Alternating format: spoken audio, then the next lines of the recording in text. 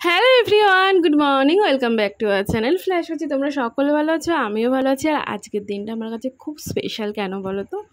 আজ হচ্ছে 28 এপ্রিল, আমার ম্যারেজ অ্যানিভার্সারি। এটা হচ্ছে 2nd বছর। আজকের দিনটা খুব স্পেশাল বলে একদম সকালবেলা আমি ঘুম থেকে উঠে স্নান সেরে নিয়েছিলাম। স্নান সেরে ঘরে চলে এসেছিলাম আর আমি নতুন শাড়ি পরছিলাম। এই যে নতুন শাড়িটা দেখছো, এই শাড়িটা ঠিক লাল কালারও না, আবার কপার কালারও না, মানে একটু মানে গোল্ডেন কপার মিক্সড এরকম একটা কালারের। তো এই নতুন শাড়িটা আমি পরবো, আর ও পরবে একটা জামা, আর তার সঙ্গে একটু কিছু হালকা গয়নাগাটি পরবো।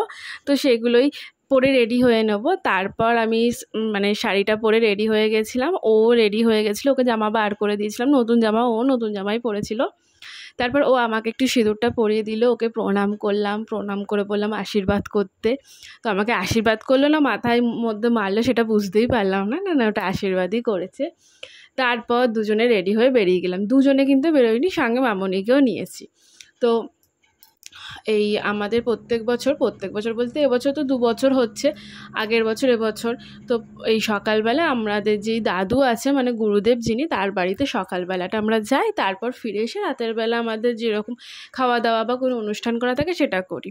তো আগের বছর মানে ফার্স্ট যেহেতু ছিল, প্রথম বছর অ্যানিভার্সারি, তো আমরা রেস্টুরেন্টে গিয়ে একটু সেলিব্রেট করেছিলাম, একটু অনুষ্ঠান মতো করেছিলাম। তো এবারে আর সেরকম কিছু করিনি, সেখান থেকে ফিরে এসে বাড়িতেই খাওয়া দাওয়া করেছিলাম, রান্নাবান্না করেছিলাম। তো ফ্রাইড রাইস আর চিকেন হয়েছিল, চিকেন কষা।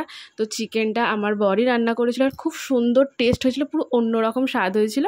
আর রাইসটা আমিই করেছিলাম, আমাকে দিদা আর মামনি একটু হেল্প করেছিল রাইসটা নাবাতে।